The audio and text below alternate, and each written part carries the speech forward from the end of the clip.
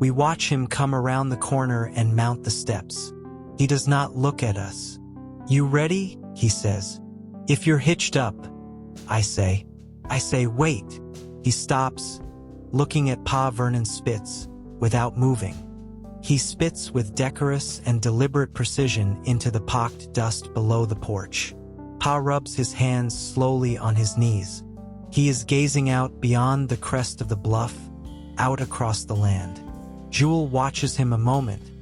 Then he goes on to the pail and drinks again. "I mislike undecision as much as e'er a man," Pa says. "It means $3, I say. The shirt across Pa's hump is faded lighter than the rest of it. There is no sweat stain on his shirt. I have never seen a sweat stain on his shirt. He was sick once from working in the sun when he was 22 years old, and he tells people that if he ever sweats, he will die. I suppose he believes it. But if she don't last until you get back," he says, "she will be disappointed." Vernon spits into the dust. "But it will rain before morning." "She's counted on it," Pa says. "She'll want to start right away. I know her. I promised her I'd keep the team here and ready, and she's counting on it." "We'll need that $3 then, sure," I say.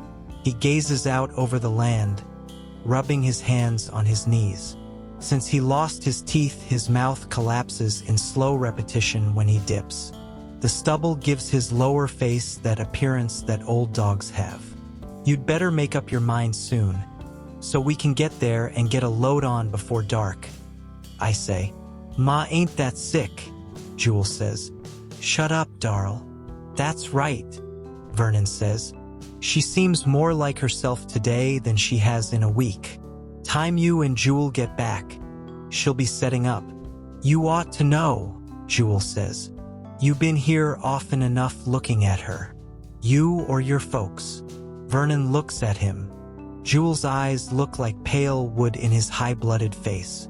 He is a head taller than any of the rest of us always was. I told them that's why Ma always whipped him and petted him more, because he was peekling around the house more. That's why she named him Jewel, I told them. "Shut up, Jewel," Pa says. But as though he is not listening much, he gazes out across the land, rubbing his knees.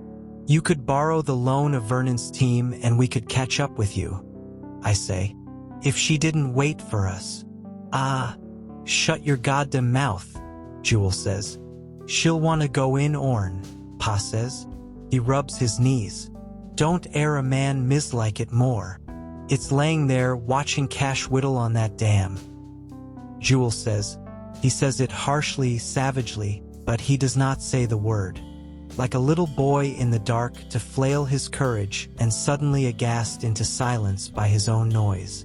"She wanted that like she wants to go in our own wagon," Pa says. "She'll rest easier for knowing it's a good one and private. She was ever a private woman. You know it well." "Then let it be private," Jewel says. "But how the hell can you expect it to be?" He looks at the back of Pa's head, his eyes like pale wooden eyes. "Show," Vernon says. "She'll hold on till it's finished. She'll hold on till everything's ready, till her own good time. And with the roads like they are now, it won't take you no time to get her to town. It's fixing up to rain," Pa says. "I am a luckless man. I have ever been." He rubs his hands on his knees. "It's that dern doctor, liable to come at any time. I couldn't get word to him till so late. If he was to come tomorrow and tell her the time was nigh, she wouldn't wait. I know her. Wagon or no wagon, she wouldn't wait. Then she'd be upset, and I wouldn't upset her for the living world.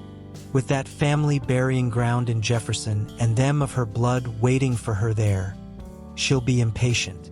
I promised my word me and the boys would get her there quick as mules could walk it, so she could rest quiet." He rubs his hands on his knees. "No man ever misliked it more. If everybody wasn't burning hell to get her there," Jewel says in that harsh, savage voice, "with Cash all day long right under the window hammering and sawing at that, It was her wish, Pa says. You got no affection nor gentleness for her. You never had. We would be beholden to no man.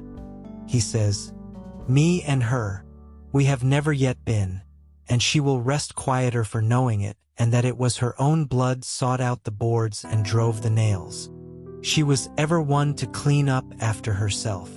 It means $3, I say. Do you want us to go or not? Pa rubs his knees. We'll be back by tomorrow sundown. Well, Pa says. He looks out over the land, awry-haired, mouthing the snuff slowly against his gums.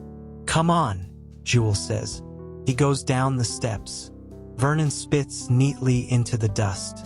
By sundown now, Pa says. I would not keep her waiting.